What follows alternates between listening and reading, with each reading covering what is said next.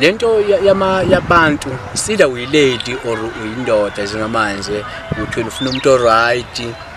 The question is, are you right now? Are you a right person wena for umuntu omfunayo? Because you can't say you ufuna umuntu right, ufuna indoda right, ufuna intombi right, ufuna umfazi right, but wena ukho right. So mina I urge you nganza kwethu ukuthi lento le, if wena ufuna uba right, ufuna umuntu right, be that person ufuna ukumthola, be that person ufuna ukujona naye wena first. Because awukwazi ukuthi ngapho na usi right but ufuna umuntu right, wena awuyiphethe kahle but ufuna umuntu osiphethe kahle. Yabo if ufuna umuntu osiphethe kahle engathi ungaqala usiphathe kahle ube right umuntu right, so that nalo muntu lo mefika ekuthi umuntu right nawe ungathi ufuna umuntu right kanti nokusimba, because lento izoshayisana lesikhathi nifika nibonana yena uyabona wena usumuntu right vela akakufuni, wena uyambona umuntu right uyamfuna, yabona. So yashayisana into lena end up relationship yeni ngalast. So for the relationship to last and ufuna umuntu right, be that person all right, ibaqala right sharp